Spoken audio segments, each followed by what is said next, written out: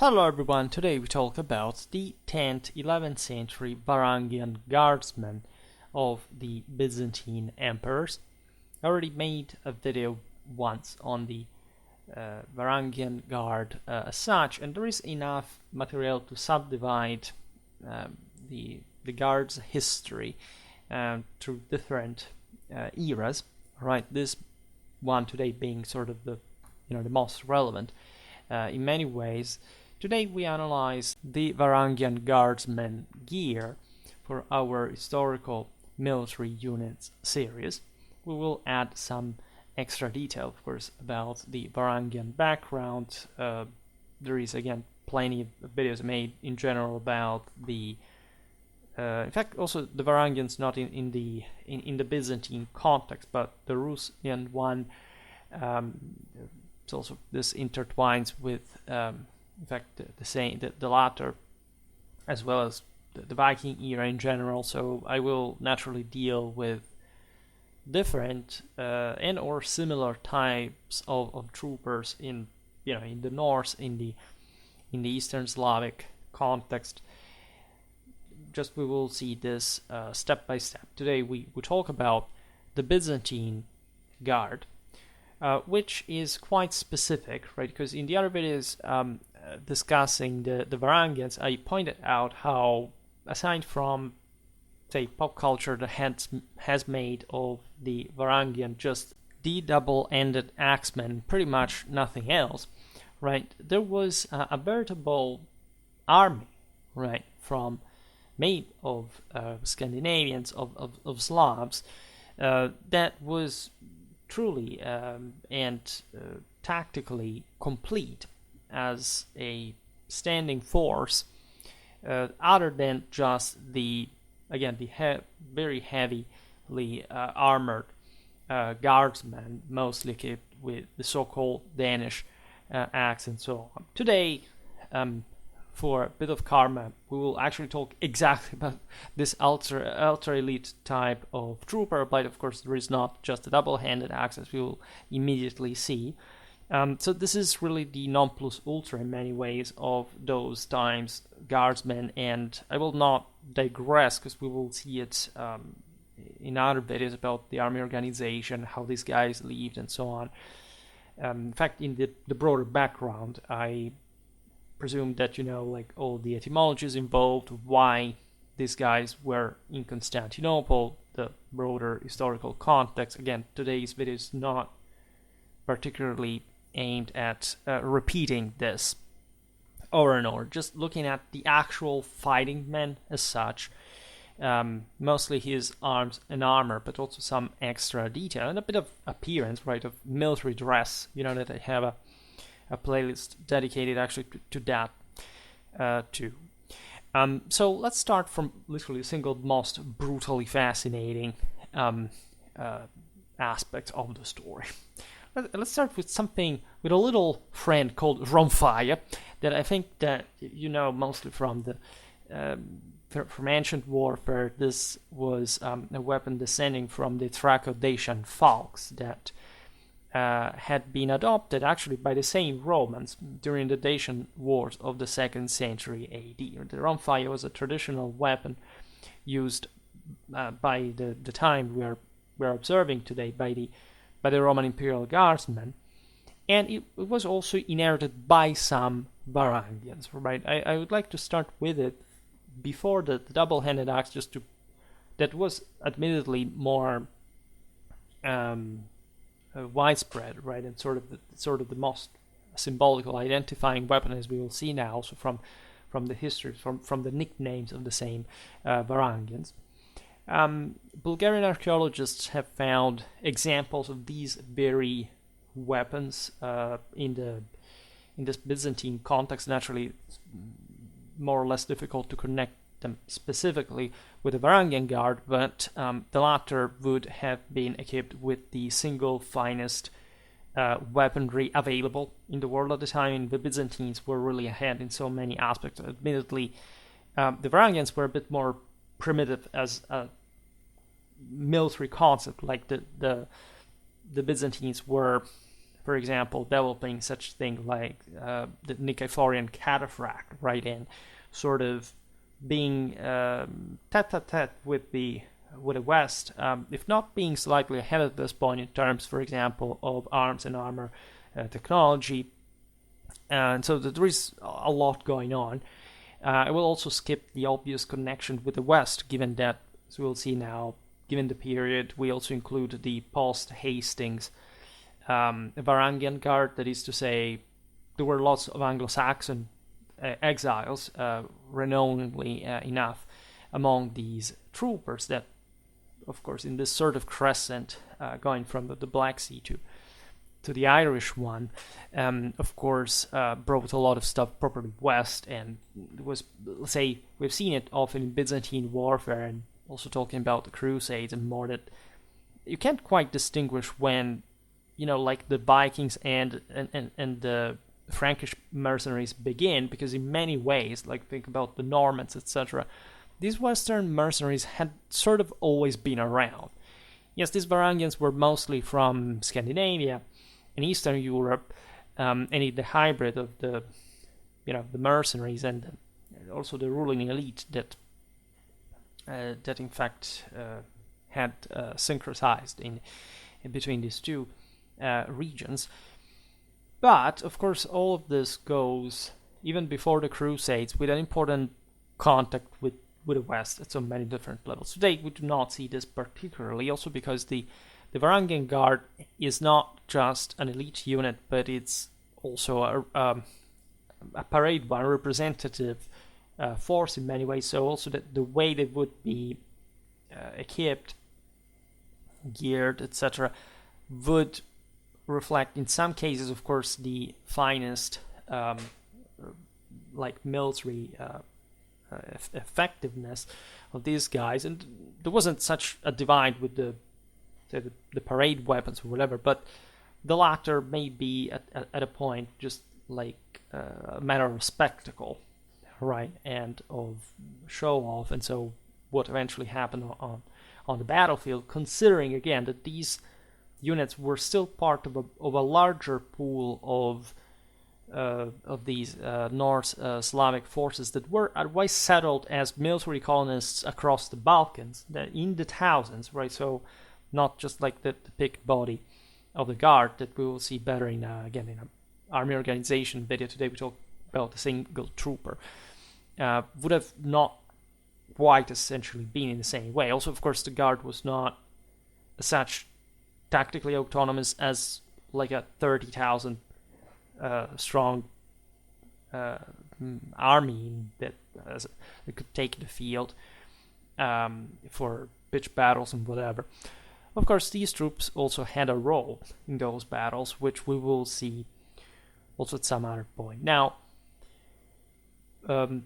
we have plenty of information about these guys' equipment from historiography and archaeology. Albeit the picture is never as full as we would like, we have a pretty good idea what these guys look like on the basis of the archaeological and historical sources. Right. But going back to the rhomphaia, it was essentially a two-handed weapon that could be either a medium-length pole arm with a long, narrow blade, either straight or slightly curved at a point, mounted on a shaft of equal length, so the handle was basically the same length of the blade, or a longer pole arm with a scythe-like blade, so a sort of more curved one, like a falx, right? And you understand the purpose, like Plutarch talking about the ancient rhomphaia in its Thracian context, highlighted the sort of quite nefarious effects of this blade on, in fact, troops that were mostly unarmored. And when we look actually at the guard context, we cannot really go saying, well, okay, these weapons were used. Of course, they had a functionality in whichever context, like these weapons cut, and they can be even pretty. At least the evidence we have is not particularly huge weapons, but still, we can't imagine being out there quite significant change in size, like variation in length. In a palace context and or against the mob of Constantinople, for example, this weapon could be excellent. Especially, this is a bit like the falchion that people think, oh my god, these were so like peasant weapons. Instead, you see them often iconographically employed by knights, because these were the only people who had a better enough armor to close combat with, in fact, lighter troops that had either to give way or to accept the fight with a significant risk of being cut down. That's why mostly pole arms were like this. There were actually a number of pole arms, as we will see now, among the same guardsmen, because it depends also what you have to do in a formation context, whatever. Unfortunately, we do not know too much about that, but again, these guys had the best imperial arsenals at their disposal, so they could also customize very much their equipment. Aside from other considerations that could be done for weapons like that existing, for example, in places like Scandinavia, we'll talk about this in other contexts. There are sagas that actually talk about the sort of single-edged blades that are incredibly resemblant, like with a double handle and this general say falx / rhomphaia vibe, right, from ancient times, that are to be considered in many more contexts than they at least they are documented in our times, because we do not know how things were really in the past. Like when my criticism towards even disciplines like HEMA, etc., there is this, at least in the way they concretely manifest, is that there is this sort of incredibly positivistic, deterministic, and ultimately failing arrogance into pretending that anybody has the palest idea of how these people actually fought. Right? This is not just because there are no written manuals or things like that. Even when there are, actually, those are not even technically meant to represent how they really fought at the time. But you've never been into medieval combat, meaning you can, of course, generally speaking, have an idea of how combat was, but aside from the fact that, again, certain environments fixate just to the individual level, they don't have even the most basic notions of tactics and how units work, how they align, they deploy, they are actually supposed to fight and whatever. But it's just you lack the mind of a 10th, 11th century, say, Viking, right? It's not by dressing up like one or making ridiculously, mock, non or slightly violent combat, depending on which discipline we're talking about, with these guys' weapons replicas, that it will have anything to do in terms of actually, and accurately depicting what combat, right? Not just that combat, but what actual combat, what it means chopping a human being to pieces with your own hands, even if you don't have a weapon, by the way, because that's actually, and that's, wanting that is what you need, right? That's what in warfare you really want to do, is to rip the guts out of the person in front of you. If you do not experience this, there's nothing you can say about concretely in terms of a heuristically positive accomplishment about how that combat really is, right? Another thing is, let's say at a bigger level, see how battle lines fought, etc. But nobody studies that except me, because that's literally, in fact, what I specialize in from my PhD. But the question is also, let's be real, right, about what history is, not just like as a method, right? Not just what you think, like in a cartoonish movie, the past is supposed to be for your own personal hypes and for taking advantage of the chicken brain people that probably you don't distinguish yourself even from. This is to the level of a mental illness. This is in great part I don't like to throw the term narcissist around because I don't think it's probably misused, but the sense of this exhibitionistic and incredibly unmasculine, right? Attitude of say basing everything on the appearance and and the faking of it, because you're selling a fake, rather than using your actual spiritual power. It's something incredibly obscene in so many ways. And so let's respect the past, and let's respect especially these people, right? This is the point, that they would have not liked to have been misrepresented by you, right? This is not just that they would chop you to pieces because you're crap at actual historical martial art, whatever that's supposed to mean. They would chop you to pieces for the mere fact that from your background in the disgustingly spoiled, soft, cheap, weak, anti-traditional, undereducated, in the basis that truly matters, 21st century context, you would even afford to speak of what exactly these people's lives was when, say, with that degree of absolutistic certainty derived from just your own, how you woke up in the morning, on the basis of what these people did in the name of God and divine power, right? Which is, again, the same reason why they would have thought, of course, you to be a racially inferior person, even if you descend from them, just for the fact of existing in this context. But they would have literally chopped you to pieces for also the same reason. And remember that, when you think about a rhomphaia, right? But in any case, speaking of the Byzantine tradition, like how from literally the ancient world, the Balkans were the location where these weapons are most documented from the aforementioned people, but these weapons had entered into properly like the Imperial guardsmen. We see, for example, as early as the time of Marcus Aurelius, from his own column, right? These kind of weapons being there, and the Roman army's use of the same is supported by archaeological findings, iconographical sources from essentially the 3rd to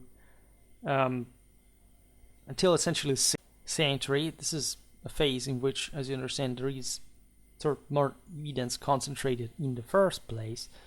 In the late Empire and say the following period, what we call the Byzantine one, like in this case, the Imperial Guard had become known for these weapons. It's not like the case for the Varangians that were prevalently, again, provided with other weapons as an ethnic characteristic, but talking about the Imperial Guards in general. So these weapons would have been used, of course, at least by some Varangians.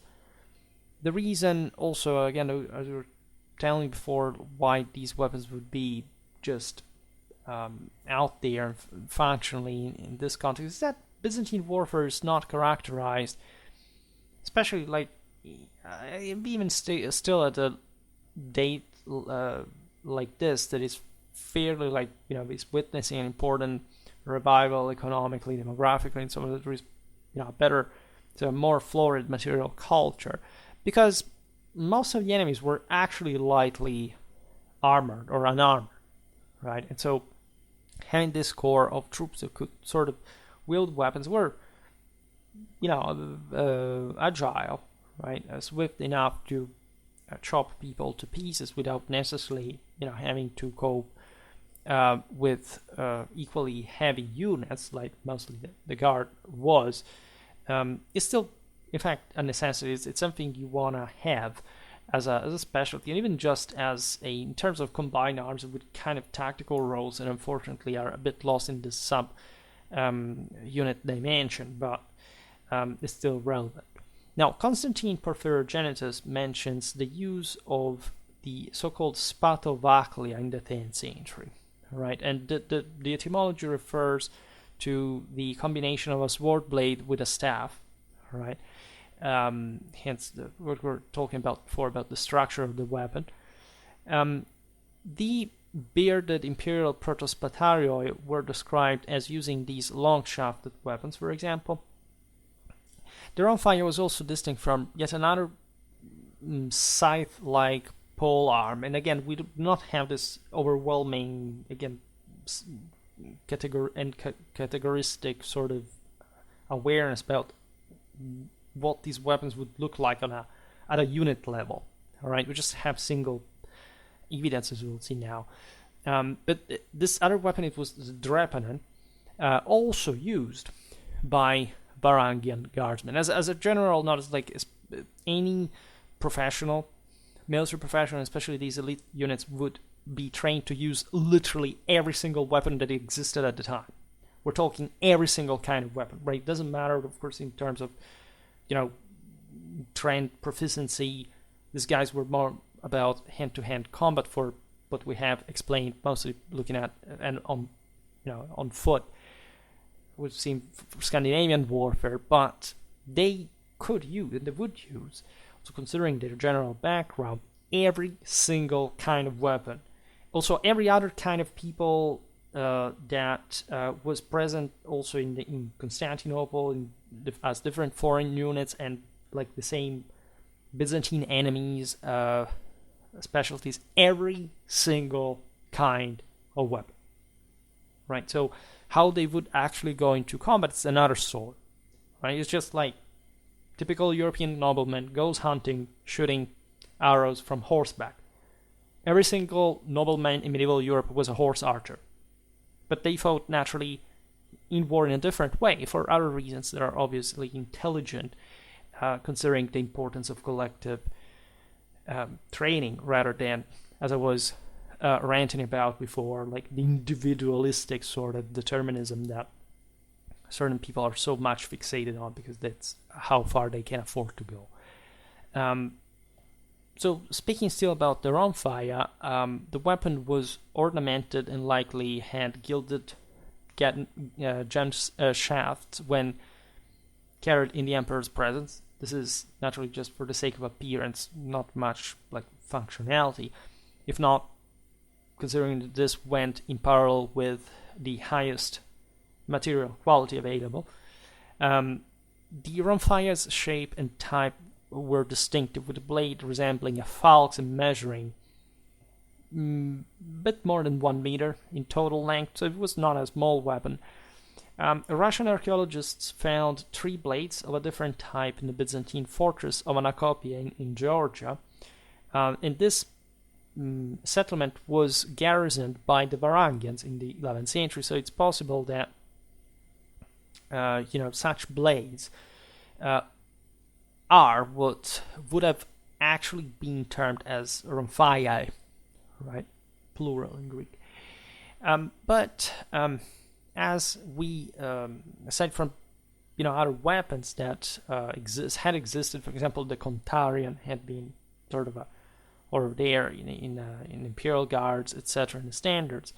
The tendency of the Varangian guardsmen was just for reasons of habit. This is very often and overlooked in military history.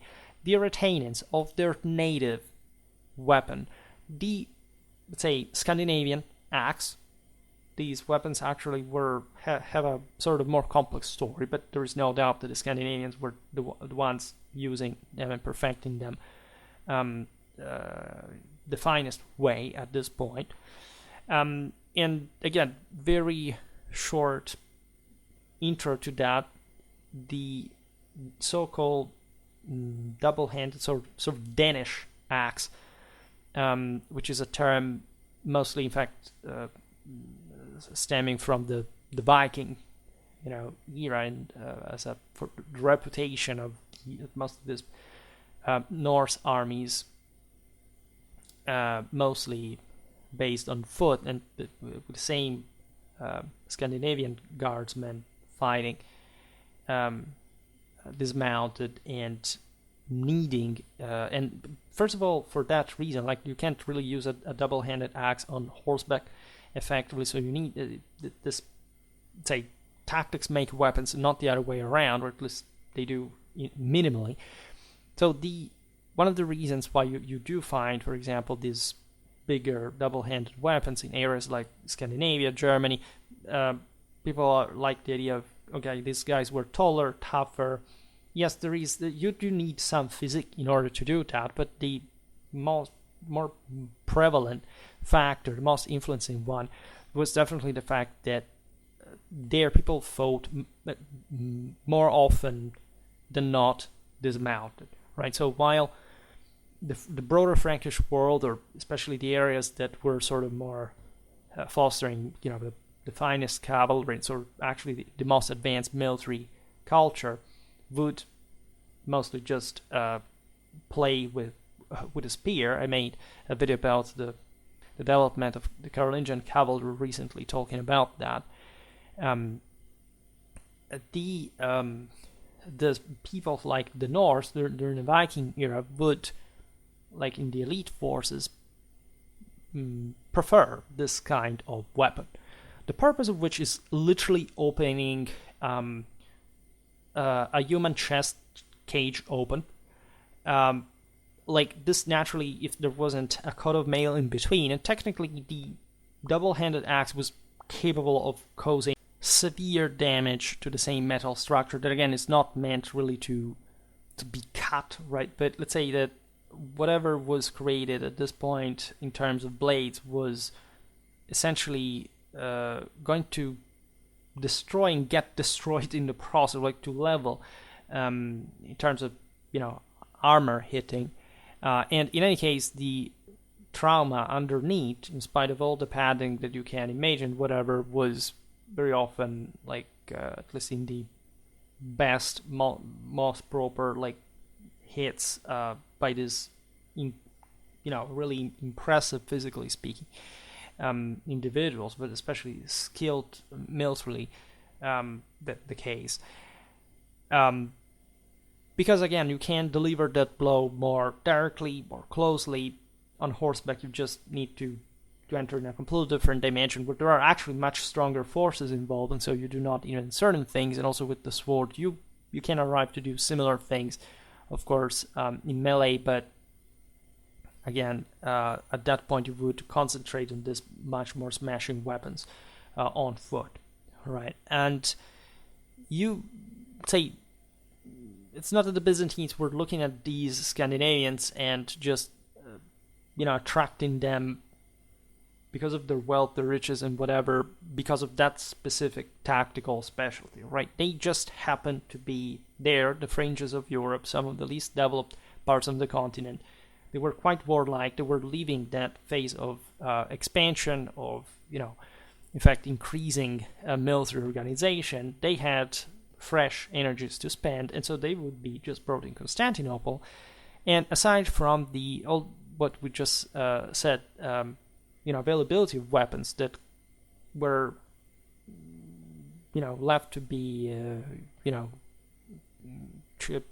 chosen in a customized way by a single warrior to some extent, it was much,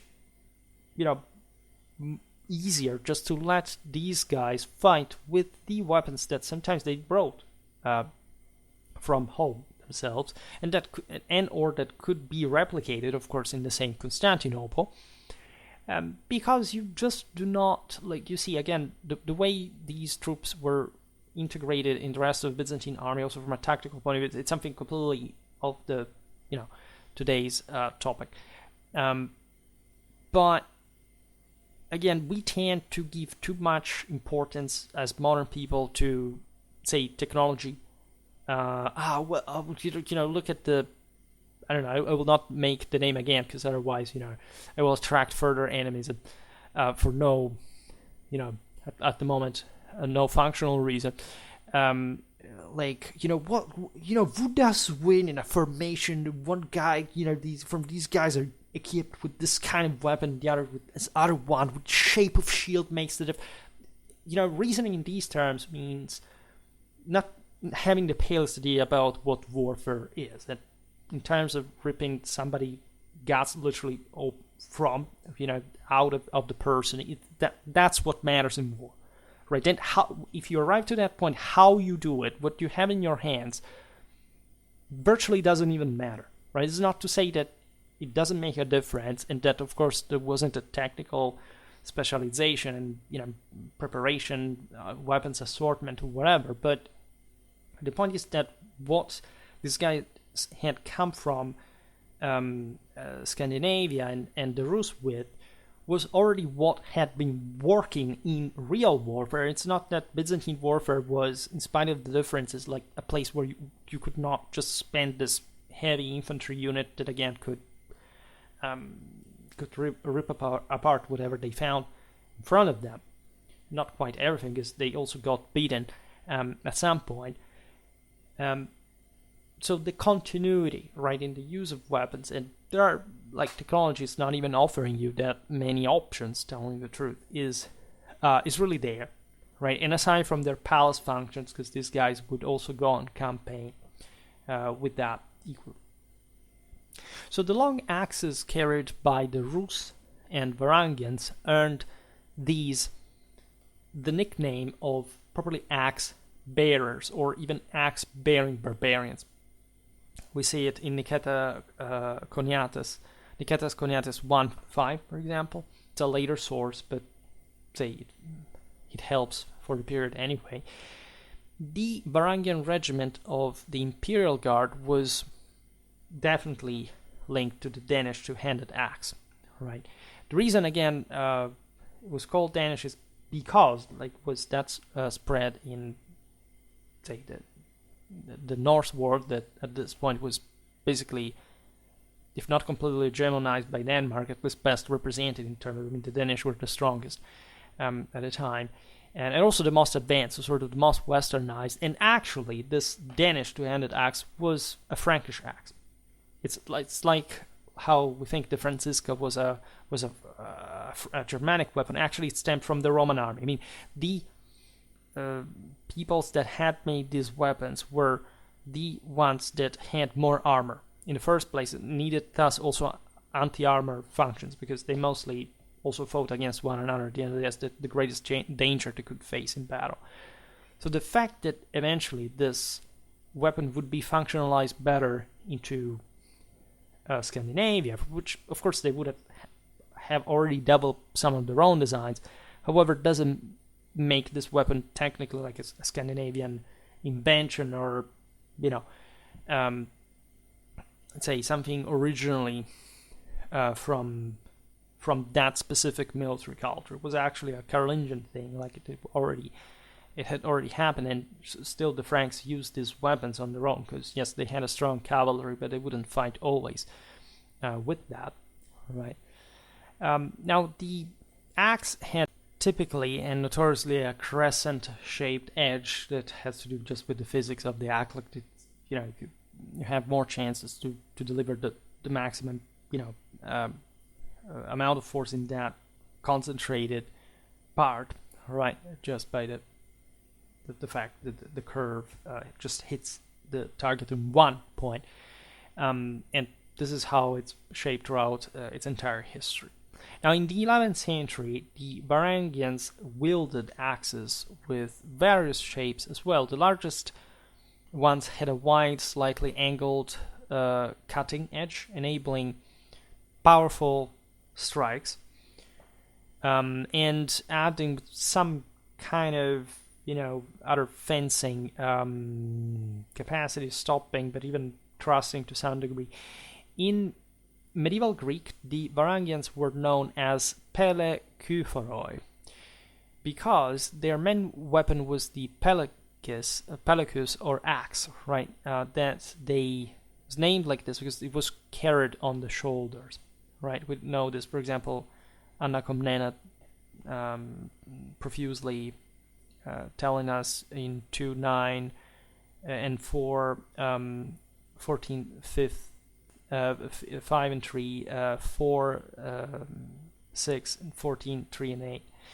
Psellos 2 in 687 and 724 describes the Varangians as carrying single-edged axes on the right shoulders.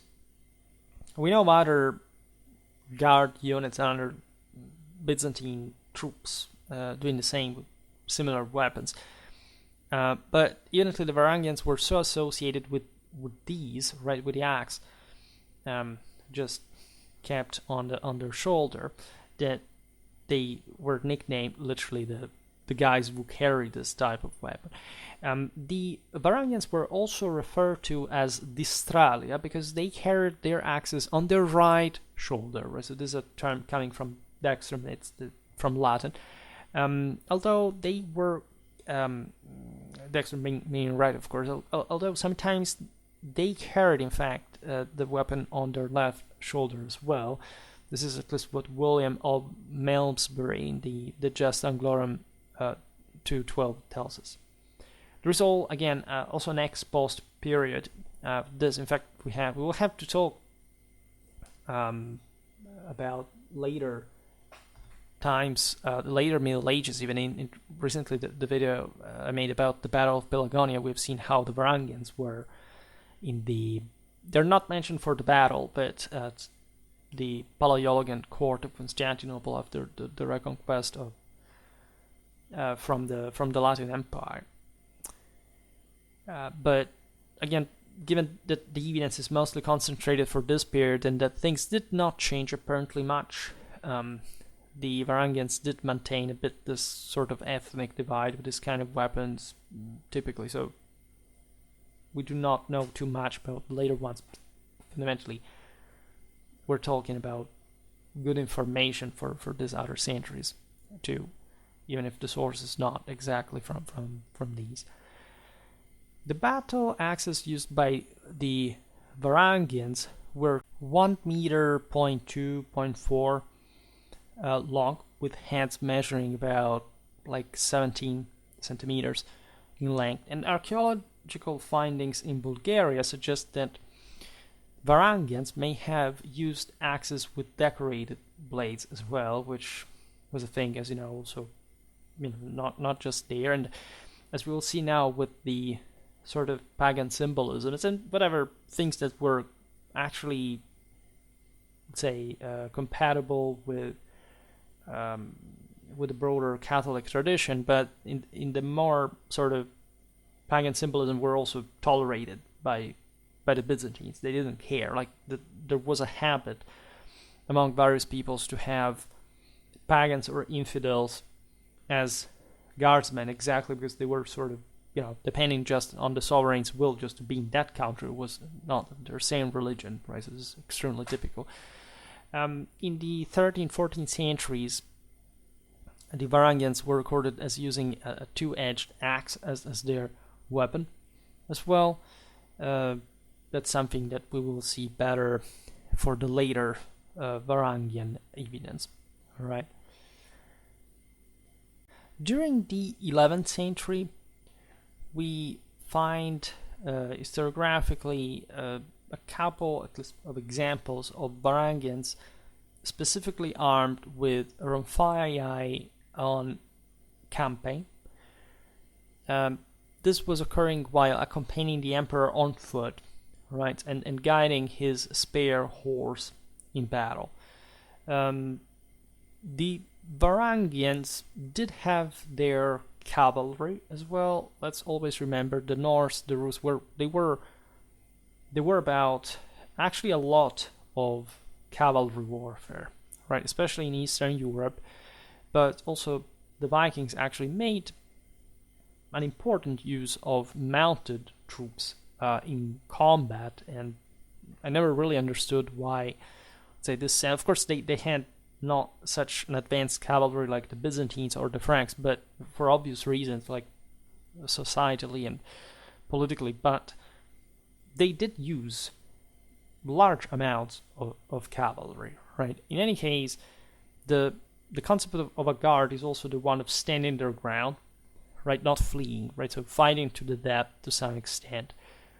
And also, however, having this overwhelming infantry force in a type of warfare that still is like cavalry is actually dominant, but does see still a lot of important infantry capacity and is also in countering cavalry, right? Think about the the tete-a-tete with the Normans, right? In Britain, in Epirus, right, in these very centuries. They're talking about the Norse, the Anglo-Saxons, and whoever had gathered into the Varangian army of Constantinople.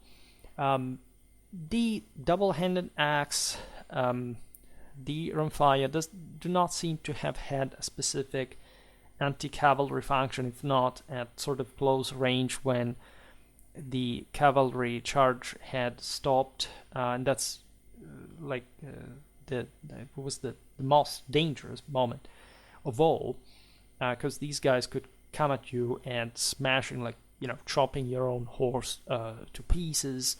The pole axes had to do in part also with this, cutting the hooves, etc. Unfortunately, we do not have this overwhelming information on the actual fencing and even the tactics of these guys. But you can imagine the very skill involved, and given the experience these guys had matured in these traumatically nightmarish scenarios such as Scandinavia, Eastern Europe, and the professionalism matured under Byzantine discipline in the Byzantine military, especially as an elite. Speaking of shields, Nicephorus Bryennius wrote that the Varangians, known for their loyalty, were equipped with splendid circular shields, and that for this reason they were known also as aspidophoroi, so the carriers of shields. This again, the Greeks, as you know, were since Hellenistic times defining units, certain troops in general, for the names of, especially of shields, but there was a lot of classicism involved in this later Byzantine literature that, just not necessarily at the time, did not correspond necessarily to a strict category. Just these guys had evidently beautiful shields, which they displayed, say, the particular symbolisms, not necessarily, again, just the ones of imperial loyalty, right? And there was a lot of proto-chivalric mentality involved. These guys from different clans, often also competing with one another, also at court, but even back home. And so, great part of their own individual symbolism was connected with the way they would go at war, and would be in part painted on these same shields, right? For example, the Black Raven design, which was, as you know, a pretty widespread, it's a symbol of Odin himself, it's say the gloomier version of the eagle from the Norse pantheon, that in that sense could even match with the Byzantine symbolism, without too many, let's say, too much pickiness, right? And that, of course, was the, let's say, necrophagous animal that could bring the soul either to heaven when transfigured, or to the underworld in its dissolution. There is evidence of this raven symbolism, by the way, as a paramount one, as we've seen in the Scandinavian pantheon. And it is possible even that the Black Raven was the distinctive, or at least one of the distinctive blazons of the Varangian regiments in Byzantine times. So the Rave blazons are shown even in the Munich enamel, apparently. The image from the reliquary of the True Cross in the Hermitage Museum seem to display the same. So again, there wasn't much of an issue between the Christian faith and this kind of symbolism, for all the reasons that you learn on Schwerpunkt. In general, I have a video about the Norse mythology, like in the European interpretation, let's say. So it's fully plausible that the Black Raven would have been retained by the Varangians on their own as their own shield device from Scandinavia. In Harald's saga, by the way, there are references to the ravens leaving the Rus for Miklagard, Constantinople. So this also is, aside from the Kenningar, from the just local, the various metaphors, the metonymies, and more, is quite eloquent in of itself, and there wouldn't be much just to point out in this regard. In a battle scene, a Varangian is depicted wearing a short and possibly ring-mail corselet over a long sleeved knee-length tunic in pinkish red, purple hose, trousers, black boots, and a scabbard. In this picture, there is a shield shown as deep red with a gold and red border. Early shields were likely Scandinavian style, so circular, right? Slightly convex, which is an important side of the story, because most Scandinavian levies would have just flat shields that were ideal for the so-called shield wall, that was actually just like the most universal way of using the type of shield by a levy that had its strength mostly from its compactness, whereas the, in fact, hyper cocky, aggressive, picked guys had the necessity of getting a bit more in the fray alone, and so the more convex the shield, the more you recognize that that guy is the sort of the more individualistic part, like the one of which more, especially in this warrior cultures, the push, the breaking power would be concentrated in. So naturally, he had to have more cover. That's on the sides, like by the shield. That's why this was convex.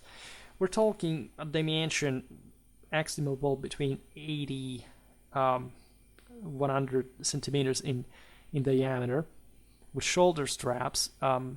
The Varangian officers were sometimes depicted with highly decorated round shields of Byzantine design. Consider that the kite shield is appearing by the 11th century, and there is a lot of debate of when or where was it first, developed, probably in parallel all across Islam, Byzantine Empire, the West, right? And these shapes, of course, from there on are normally used by the Varangians as well. The long shields mentioned by Niketas Koniatis we are again later here, we are in the early 13th century, for the English Varangians. So we are after, let's say, the wave of Anglo-Saxon refugees, etc. This is more like, again, broader Western foreigners that went serving in the East as guardsmen. It's another story we'll talk about in another video. Where, however, the longer kite shields seen in the 12th century Western carvings that were a bit like a bouncing, like adopted later by the Komnenian cavalry and infantry,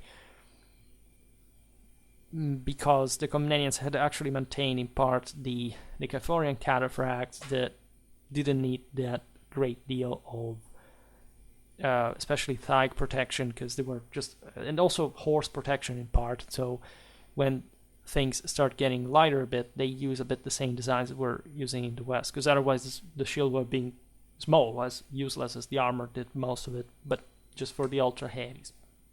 It's just a trend. Of course, they had always been using those designs. And when using a two-handed weapon like a long axe or a rhomphaia, the shield could be set aside or slung on the back for close combat. This is really normal. It depends also on the size of which shield, right? If you are using one of those smaller rhomphaia, you can even tie like a buckler to your wrist, for example. Then some shields can be slung on your shoulders, well, not necessarily on your back. All right, so it really depends who you are, what you have to do in combat, etc. Speaking of other, well, we didn't talk the sword as a matter of fact. Before passing to shield, it's not much of a deal, right? First of all, let's actually talk spears, right? Spears, javelins are all recorded. These were really normal all across these peoples. Think, for example, of the Norman cavalry at Hastings against the same Anglo-Danish heavy infantry, like throwing javelins before charging into them to adequately soften them up. And the same thing was done at an infantry level among the same Anglo-Norse, for that matter. Again, the continuity even of some relatively archaic, almost migration era weapons, some barbed, headed darts, other like things. We will talk about this. We're getting a bit more in depth with those specific areas. They all had a role, right? It is noted that the Varangians were armed with spears that would have been otherwise like a sort of most common weapon, aside from the double-handed axe. That in that sense, like, we do not know whether it was just simply sort of the most characteristics, also probably the most widespread type of weapon, right? Because there aren't so many things you can do with a double-handed axe, but the spear is you can't stop cavalry with double-handed axes. We need pikes, for example. The spears were known as kontaratoi, at least in Kekaumenos. Again, every author offers sort of different shades of vocabulary. Like, and this was particularly typical Byzantine philological research, and all the literary narrative reasons why they would fish for this variety of terms. These guardsmen with spears utilized both the throwing and thrusting types, as we were saying, which were of both Norse and or Byzantine design.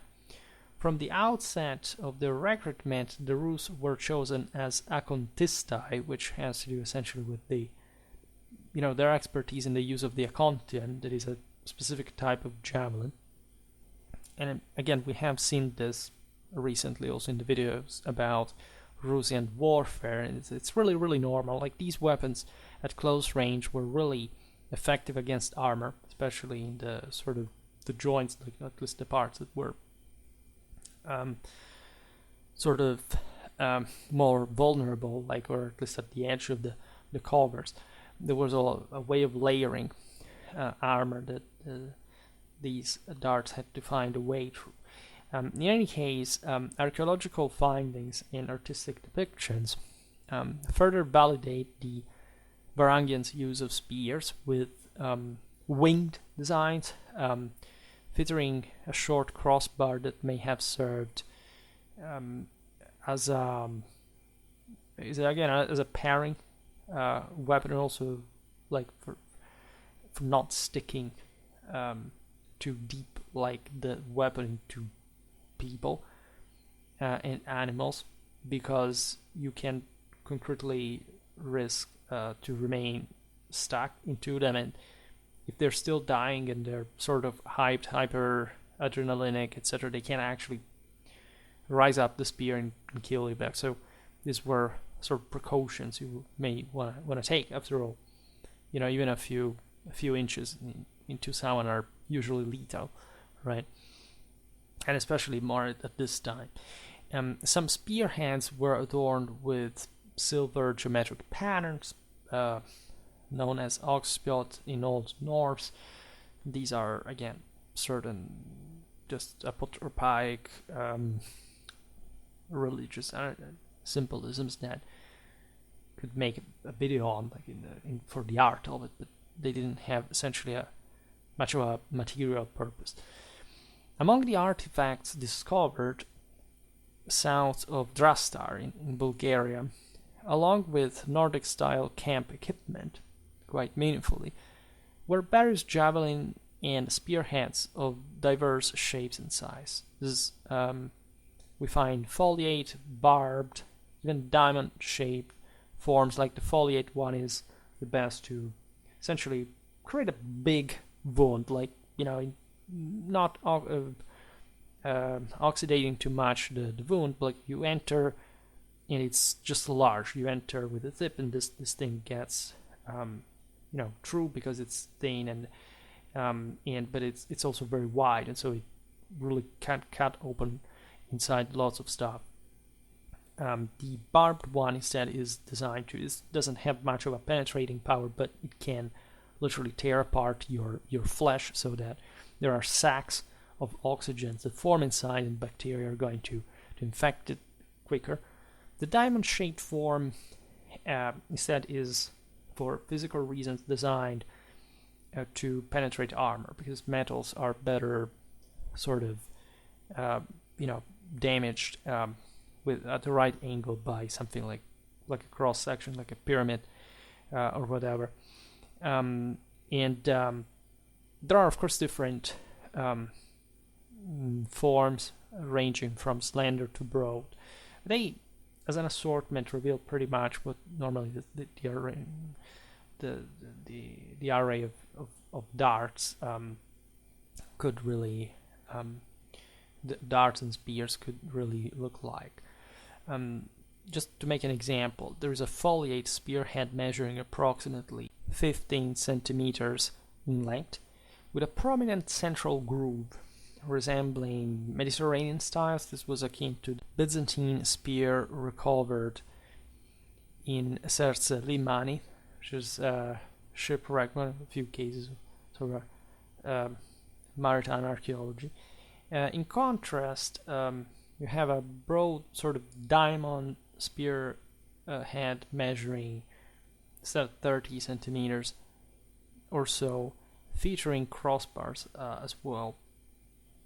And this is really interesting because they're probably associated with the Battle of Drastar, right? They also correspond to depictions in the late 11th century manuscript illustrations.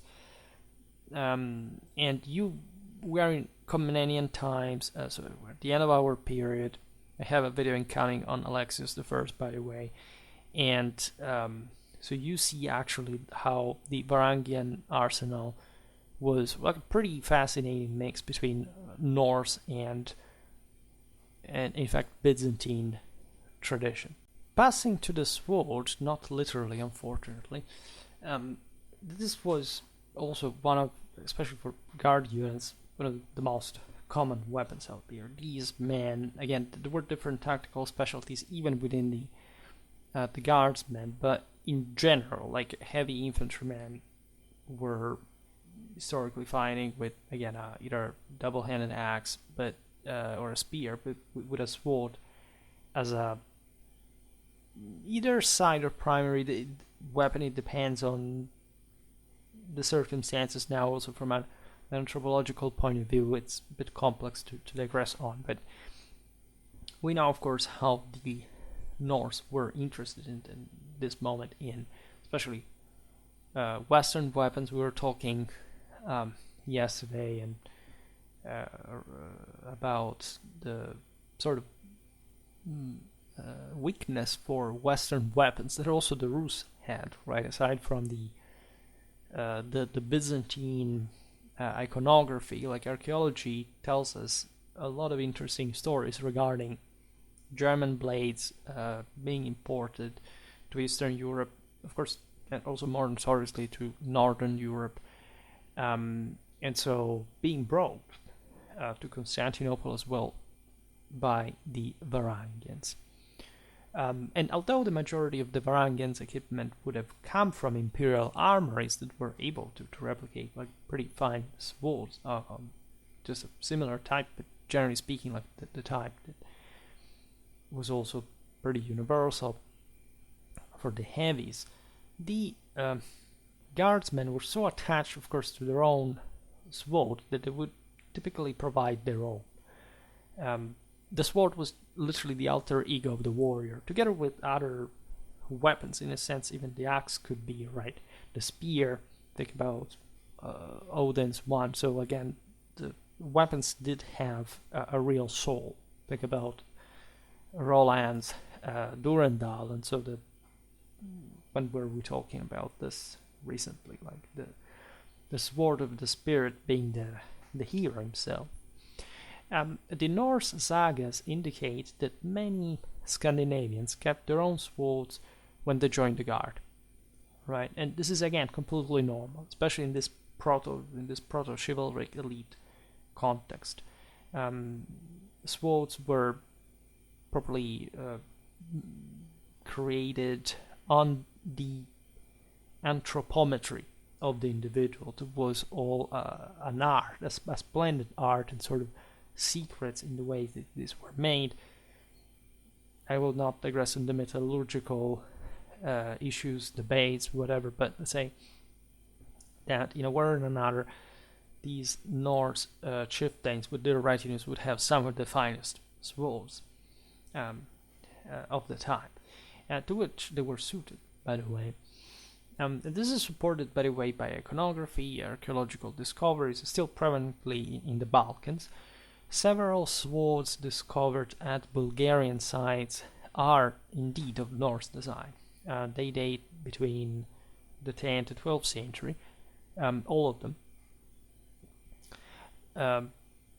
There had been Vikings actually in Central Europe. That's a story you rarely hear. I mean, pretty much like could find them everywhere, but there was some important penetration, even participation with the Magyars in the raids in Central Western Europe, and there are much longer contacts between the Balkans and Scandinavia since the migration era, or even before, than we usually realize.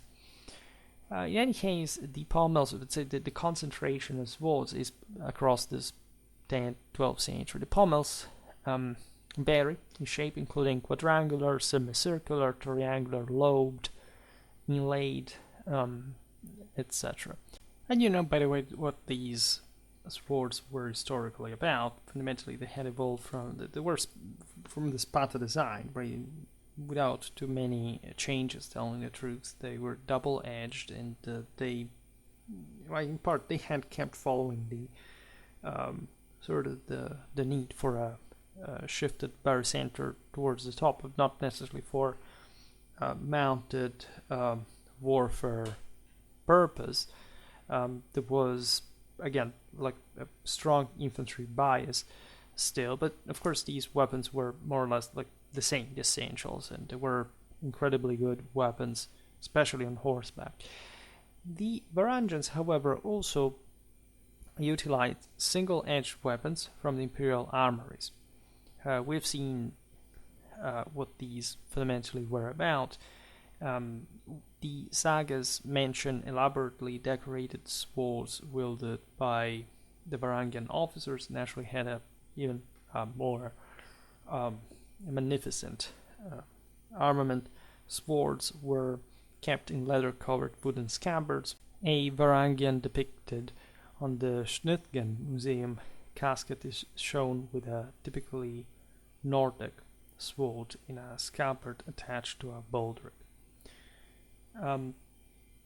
So, given the Viking penchant for intricate ornamentation, and also the Byzantine love for luxury in this, especially the splendor of the imperial palace, together with its guard, it can be assumed that many scabbards were richly decorated, to say the least.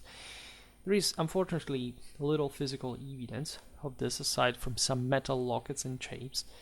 And if you look at the latter found in Bulgaria dating to the 10th, the 11th century, well, they display typical Viking ornamentation, such as the so-called Germanic bird pattern, also the four-legged beast one. These designs, again, were all specifically symbolic about the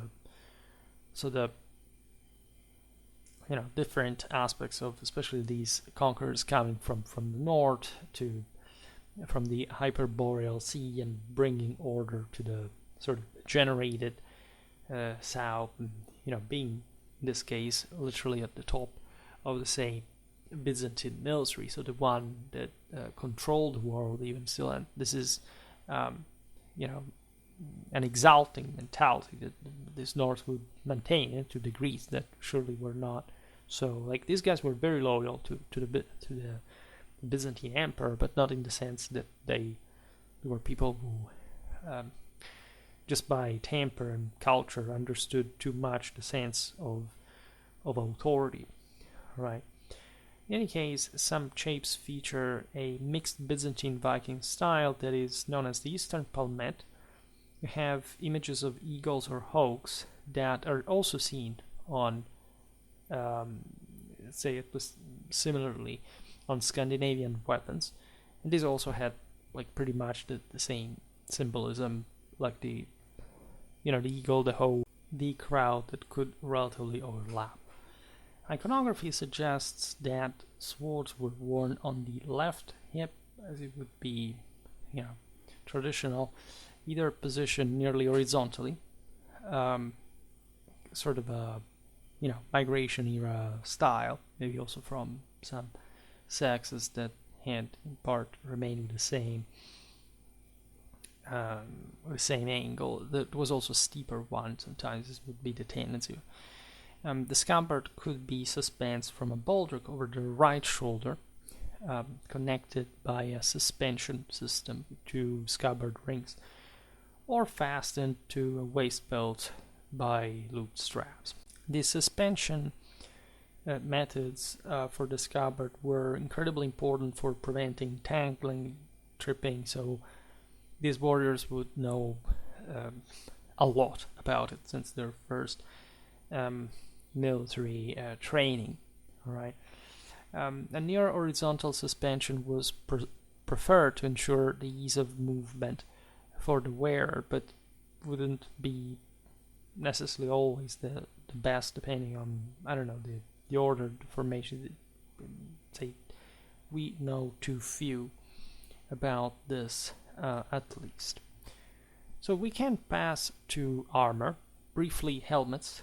When you look at the Rusian mercenaries hired by the Byzantines, as well as the first Varangian guardsmen, that the standard type was the Spangenhelm design, with plates joined directly to each other, not to a frame, and sometimes fitted with nozzles, right? Which was quite a necessity in the phalanx, like in the close order, like mid-grinding battle lines, confrontations. These guys on foot, getting everything against one another, that incredibly pressed clash. And some fine gilded specimens have been found in today's Ukraine, Poland. We have, for example, Gniezdovo, dating to the second half of the 9th century. It's an interesting find. The one at of Chernaya as well, Mogila, near Chernihiv, dating to the 10th. Right? This show a tubular plume mount fitted the helmet. The better protected Varangians would wear aventails made of leather, cotton, or felt. These actually could be just in the same layer, could be underneath the same helmet and armor, right? And you see, the more east you go, the more aventail you find because of arrow fire, essentially. And considering that these guys were footmen, heavy infantry that could thus also as a block, like in all this heaviness, not move that much. Of course, they had to be accordingly heavily armored. That's a cause and consequence of the same. On battlefields that were often populated, like in the Byzantine Empire, by horse archers, and so people could throw a great deal of not particularly dangerous individual arrows, but still a relentless shower that had devastating effects psychologically, even before then physically. Like with any weapon, telling the truth, in the skillets miniatures, some Varangian helmets are fitted with a curtain of scales for the neck and shoulders as well. This may be the peritrachelion mentioned in several sources, from Leo Tactica to the Sylloge Tacticorum, the Pseudo Constantinus / Nicephorus Uranus Tactica, etc. Speaking of armor, well, there would be really a lot to tell, except pretty much what we have seen very often for the Byzantines, but also for the same Scandinavians or the Rus would do. Like you can have really different types of designs and construction, but at the end of the day, like what makes the difference is whether you're heavily armored or not. Like the difference between mail, scale, lamellar is relatively irrelevant as long as you have that, and that also has a broader effect on the collective weight of the unit, etc. Now, guardsmen, as you understand, were usually heavily armored. In some ways they could have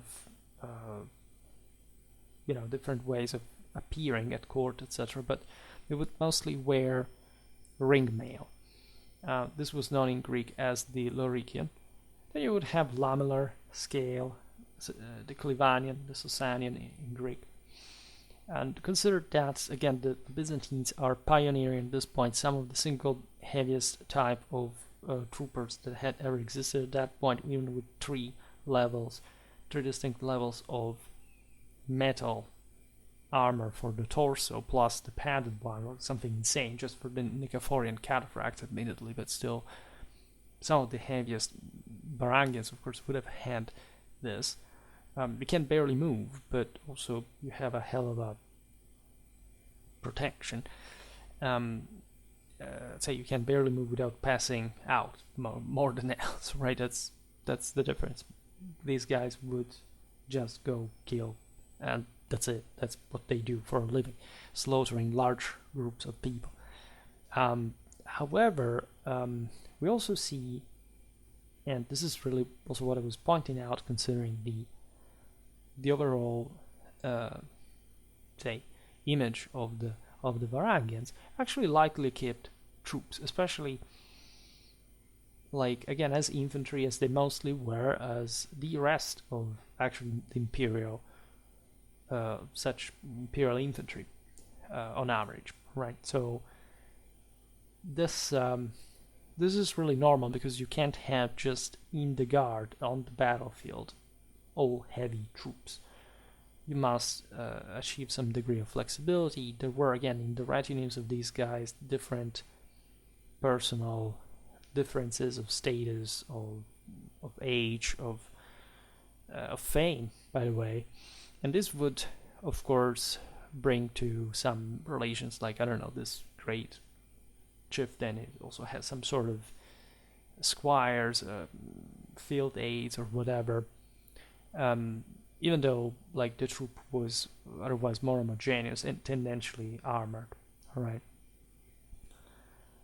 In the Flateyjarbók 318, as well as in the Ljósvetninga saga 104, it is said that the most famous Harald Sigurdsson, Harald Hardrada, king of Norway, wore a Roman armor known as Emma, and you understand here the personalization and the characterization of the same gear, the same equipment. This armor protected the hero down to the calves, and it sort of exemplified. The guy was a giant, by the way, and as you know, he is essentially the most famous Viking. He fought for the Byzantines pretty much all over the Mediterranean, and this heavily armored profile is quite fitting.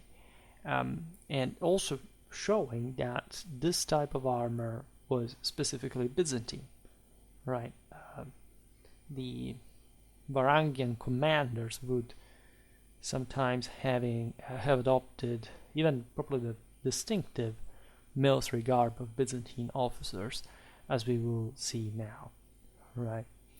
There was also an addition to the general panoply known as the Varangian bra, which has literally the same meaning, the etymology of the current of the modern word, consisting in a leather harness made of like essentially a breast and back strap connected by other straps passing over each shoulder. So this is seen often in the Byzantine sources. It's an interesting device that sort of betrays this properly Norse influence. And of course, like the Byzantines would have had a consistent amount of Norse gear in their hands, thanks to these guys, and especially the thousands, as we've seen, of Varangians were settled all over the empire, right? So, speaking of the general appearance of the Varangians, there are sort of different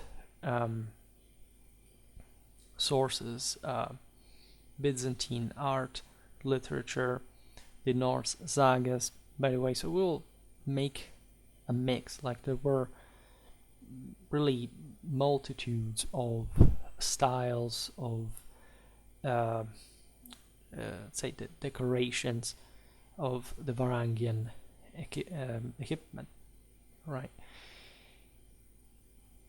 The colors varied dramatically as well. Let's not make simply a list of that, because in part you can even imagine it would be all possible once there is hardly anything more colored than a medieval battlefield, not just in red or like the vermilion blood, or fresh oxygenated blood, or dark metal gritty stuff. Like it was full of freaking color every freaking damn where, right? And that's something that we tend to constantly overlook. Even armor was normally colored, as a matter of fact. So let's go by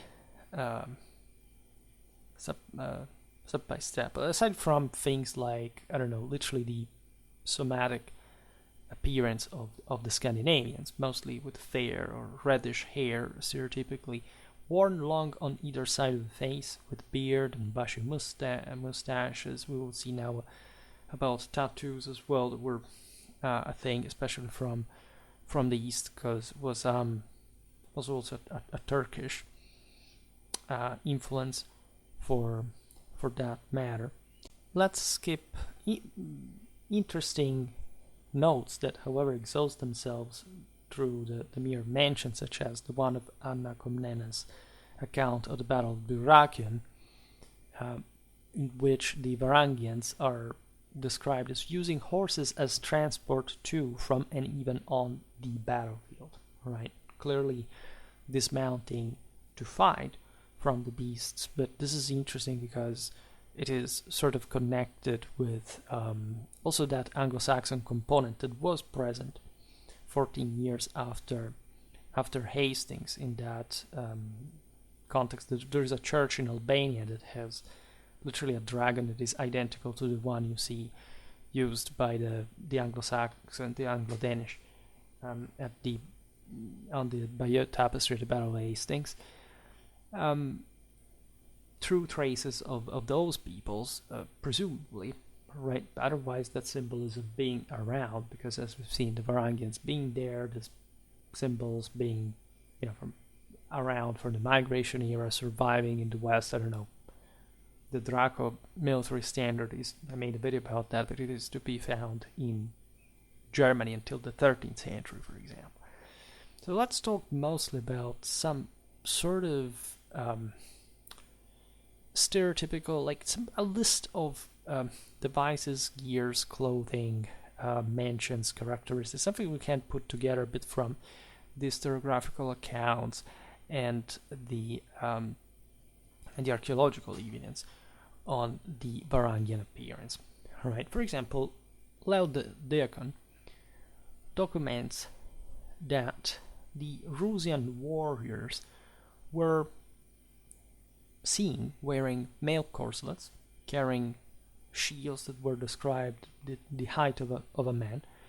These are definitely not Scandinavian, at least typically Scandinavian shields. They actually indicate that they were the tall, rectangular sort of camping tables commonly used by the Slavs. And this is something I explained, and we will keep observing because it's connected to the Lithuanian tradition of the pavis, of some targes existing in Balkans, essentially the crescent that goes from the Danube to, say, the lower Danube till the fringes of the Eastern Slavs, was developing historically certain shields designs that were in fact conceived for specifically stopping that arrow shower coming from the steppes peoples, these neighbors of theirs. And the reason of this of the rectangular shape is that it would close each gap between if you wanted to make a sort of shield wall out of it, for not making the projectiles pass. In this sense, the Scandinavians, the Anglo-Saxons, had, generally speaking, all the Westerners.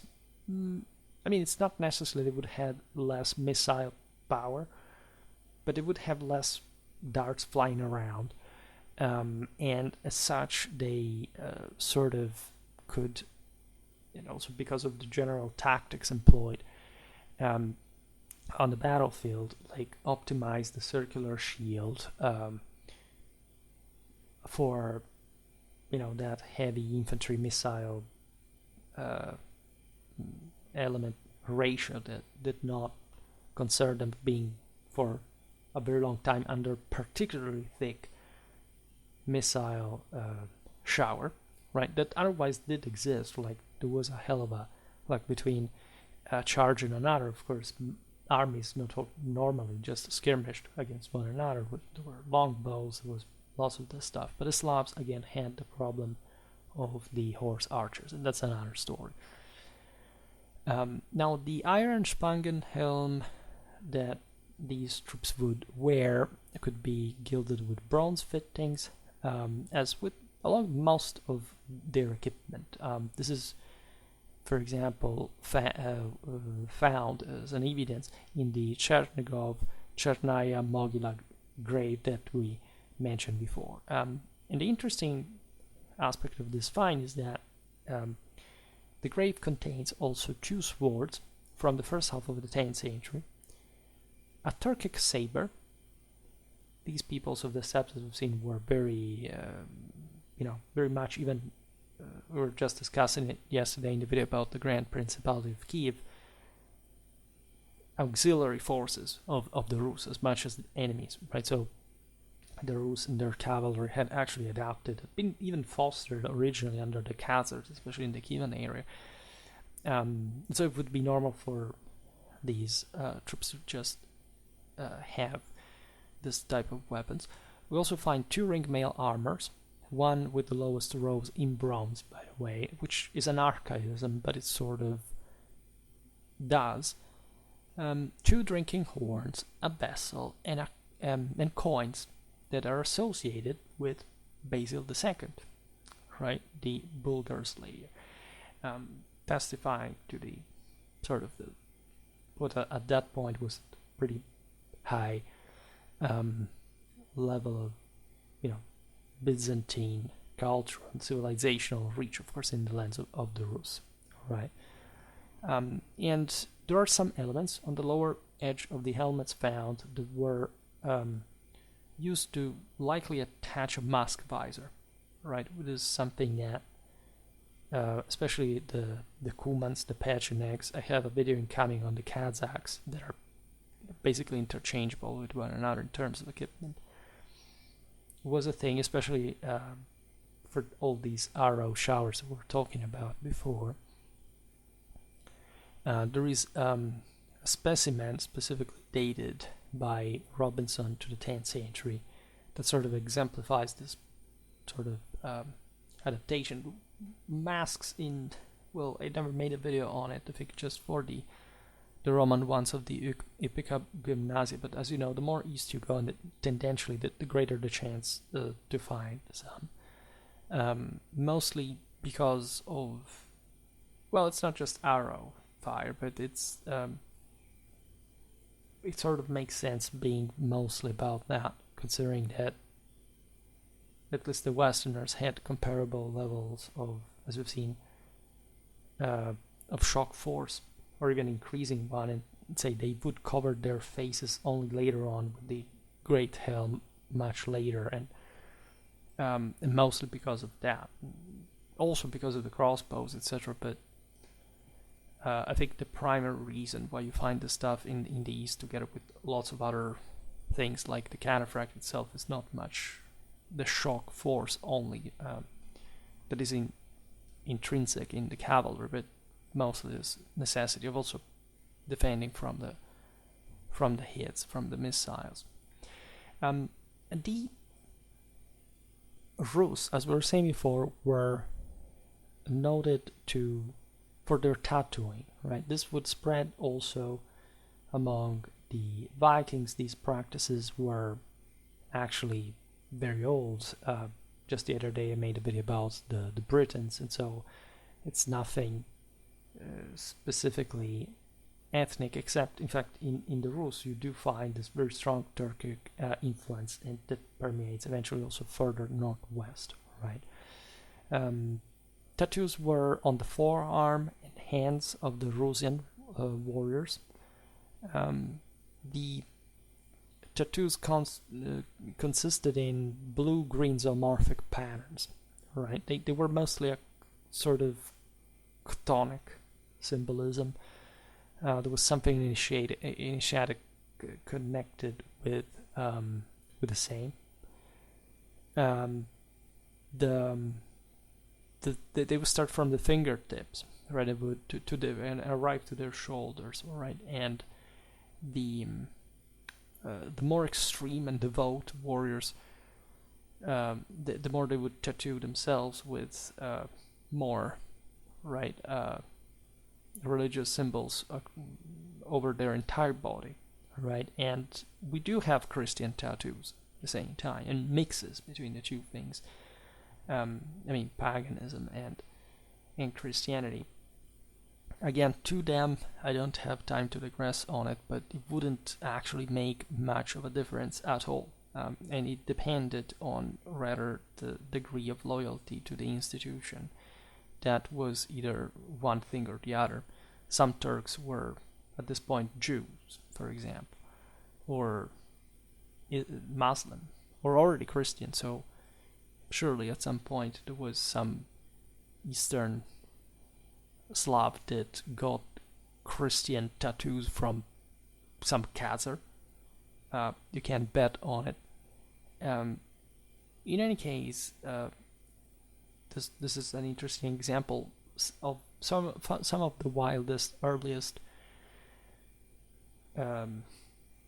type of tribal warrior, right? Rather than the chivalric sort of already more international one, like an Harald Sigurdsson, right? And so there is actually an evolution of the Varangian Guard, and I made again a video, I think, about probably the early part that illustrates a bit this difference in this passage, because in fact the Rus were not quite the Scandinavians, even though, like all the story of the Rurikids, surely the Norse mercenaries employed in Eastern Europe and whatever, but there were sort of, even within the same Scandinavian, stages of development between the early, the middle, the late Viking era, and different ethnicities, simply enough. So the Varangian Guard actually we will make a video about this, and actually in the former I did speak about it a bit. Did come from different ethnic backgrounds. They weren't ethnically homogeneous or necessarily coming from the same places. You would have, I don't know, maybe some Norse chieftains with some Slavic or even Turkic retinues, just to make an example of the subjected people. So then you would have, I don't know, excellent Slavic elements, etc. Later on, the Varangian Guard is made of also people coming from other countries, from England. So this is not the point. The point being mostly how we know this from the sources, and so how we can help ourselves imagining this in a more, say, coherent way altogether. There is depiction of a centurion in the Neamoni mosaic of Chios that dates to the 40s of the 11th century. And this representation may have been influenced by a Varangian guardsman style appearance. It's also very similar, incidentally, to the description made of Bolli Bollason in the Laxdæla saga. This was a Norse warrior from Iceland who made a considerable career in the Byzantine army. He returned to his native lands from Constantinople in 1030, and the Laxdæla saga describes him with this outfit that is reflecting the magnificence, actually, of the status he had as a guardsman for the Byzantine emperor. In fact, his clothes of velvet had been donated to him literally by the ruler of Miklagard. He would have a cloak of fine red cloth. He had just of course a sword, his alter ego, called Footbiter, which sort of indicates, even as a nickname sometimes, what different fencing styles were preferred. Like normally the legs were less protected than the rest of the body. This could bring to some preference, or some, the sword could be named after having, I don't know, chopped the foot of a famous opponent.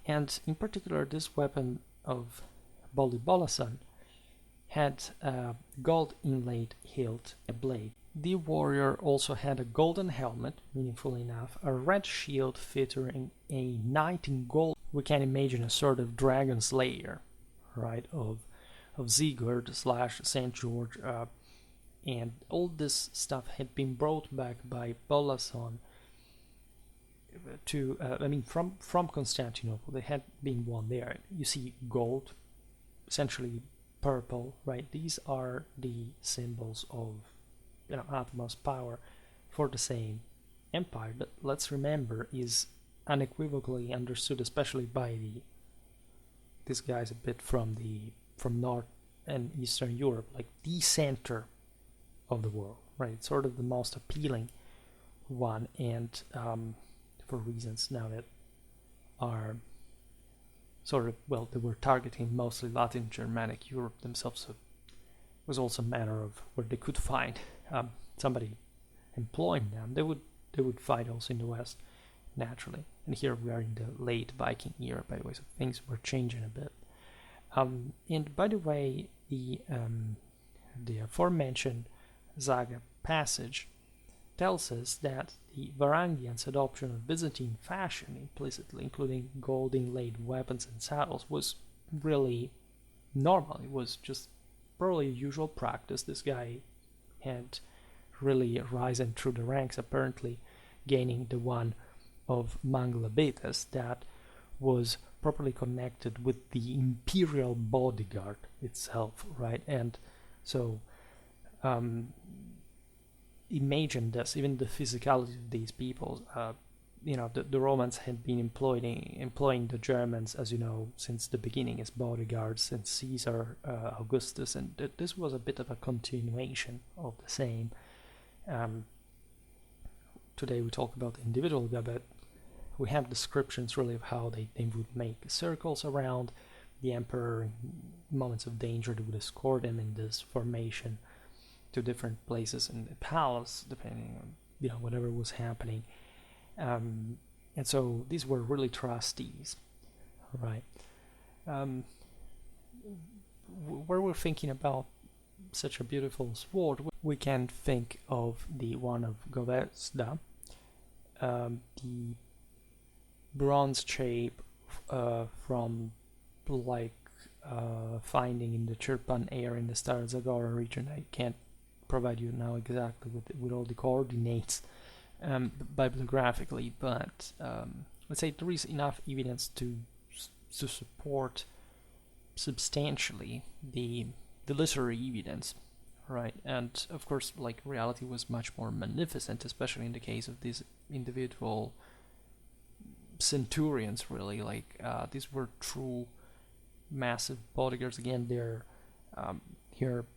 I didn't digress much on the individual mentality of these guys, but if I tell you the utmost professional elite, in terms of that mix of warlike borderline insanity, right? Consider the story. I made multiple videos about the berserkers, the Ulfednar. These were in part, still at least during the medium Viking era, sort of close to that.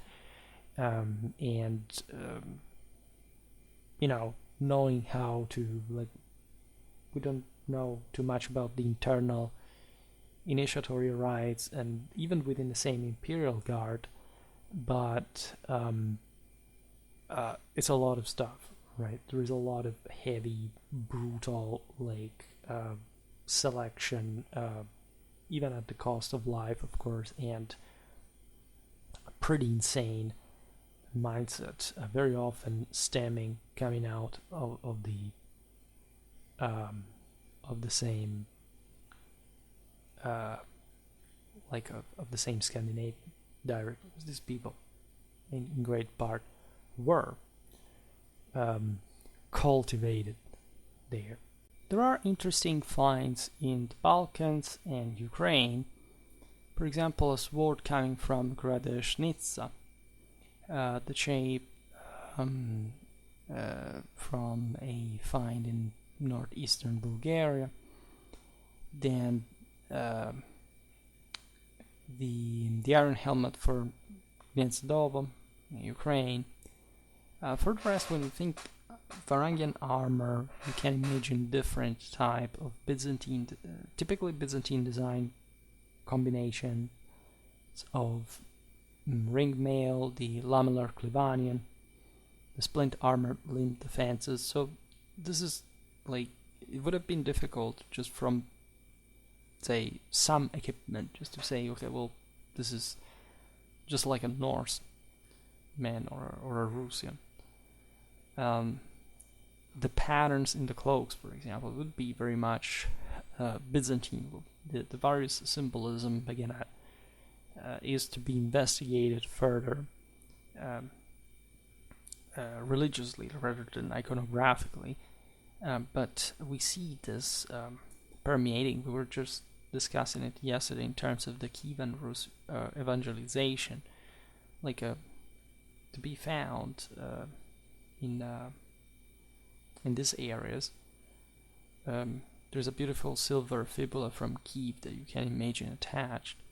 The horse harness, as well as the silk saddle cover of Gnezdovo, do provide quite an interesting equipment in itself. The Byzantine silk saddle is just unequivocally that connection between the Rus and Constantinople, that at an elite level, even for troops that may have gone fighting in Constantinople as guardsmen, but that would have been pretty similar to the guardsmen of the same Kievan Grand Prince, for that matter. We have different, there were horsemen, officers would have more likely been the mounted troops among the Varangians typically, but there were plenty of others. We can think of a Laminar Clivanian, following the description, probably the instructions of the Precepta Militaria of Nicephorus Phocas. Made a video about him, by the way. You could have also the ringmail Lorician, such as that could be again superimposed. This was, say, normal for the ultra heavy elite, and the officers were that well protected. A great example is the 10th century one in the Iviron monastery at the Mount Athos. Right. You can think of 2 or 3 layers of ringmail below the iron helmet as an aventail for the best protection, some of the most vital parts of these warriors. A sword in very Byzantine fashion, the gilded hilt. Iron maces were out there. We're talking about horsemen. There were plenty also coming from the Turkish tradition, also like further east, in southeast, from the Arab world, as it was being, however, taken over mostly by steppes styles.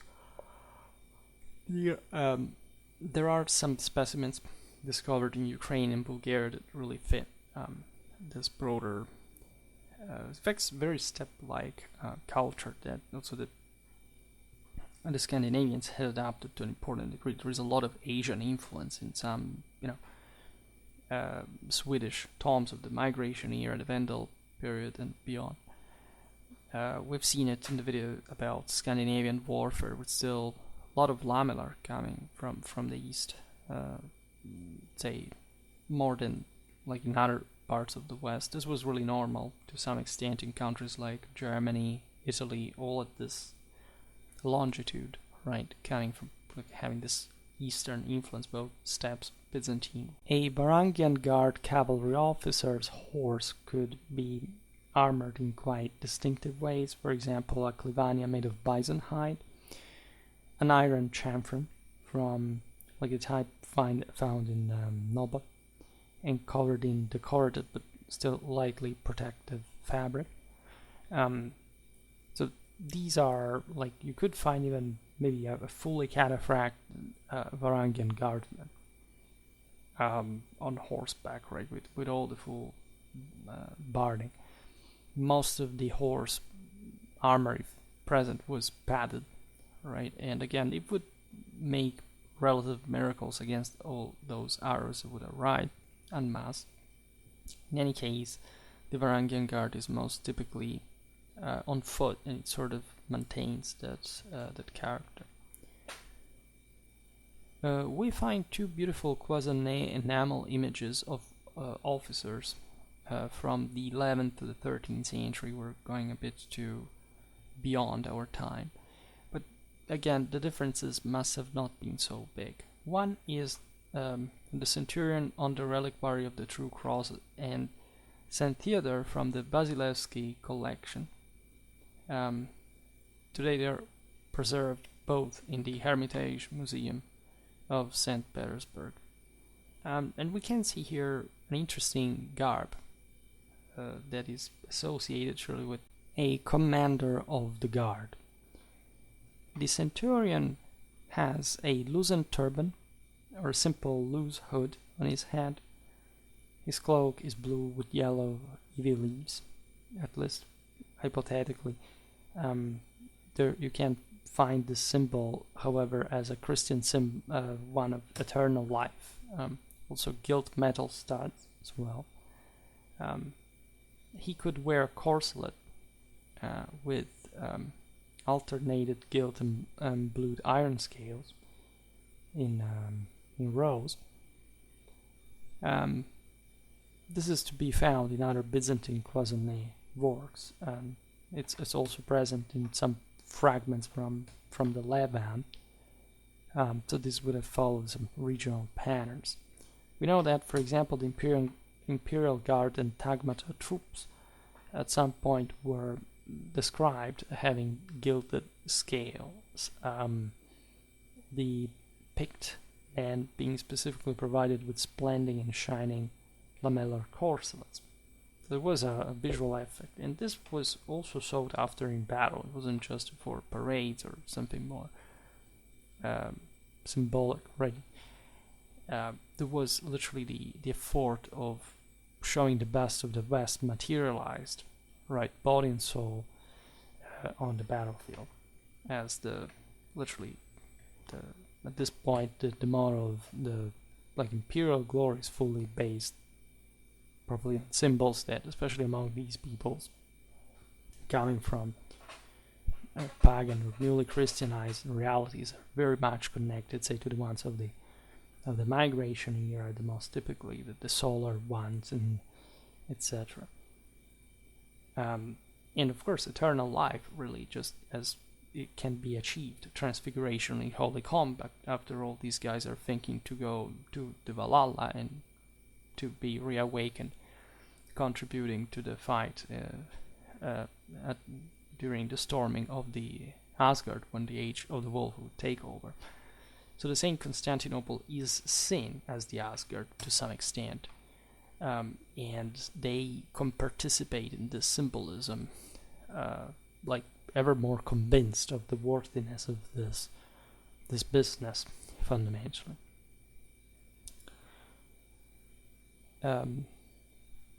White lappets at the waist could be a thing, hanging pterygis, out facing gilt and silvered metal could be quite a bijou, let's say. Further, there are many other reconstructions that can be made from tunics of different colors, mostly red, as we've seen, was very reminding also of the purple. That was not quite the same color, but still coming close to that. We're not talking about the rich gold thread decorations at wrists and hem worn beneath the corselets, equally patterned trousers, different colors, bindings over boots, right? The axes decorated with silver and yellow, right? Inspired by for example, the Stana type and the Cappadocian frescoes that provide with that symbolism. Sword pommels again. That is the Pakavio Louis Soare, the shape of from northeast Bulgaria. There is the Viking spectacle helmet from Kiev. The shield designs, aside from the raven, of course, there were other ones, and there are, for example, on the reliquary enamel image display. So really, you have plenty of so much evidence when it comes to just even the look could be customized, but it was also part of colors were never random, right? They belong to this sort of universal idea of what that color practically meant. We see again scarlet or red tunics being particularly thick, right? Being pendant with the same purple, and these guys being close to the emperor having surely to do with that, right? But we could find red cloak, red cloak, purple, scabbard and trousers mauve, especially this golden red decoration standing out. Boots and headdress also making pendant with white and black markings. So you would imagine really various combinations that are even difficult to represent artistically. Here I used a bit of AI now for some of the pictures. Actually, I'm relatively satisfied with how they came. They would never make them because the AI has always some sort of pattern which is followed without you controlling much of it, at least from this free online stuff. But if you give the right prompts and you sort of stick to the idea of what these guys were, there is really a lot you can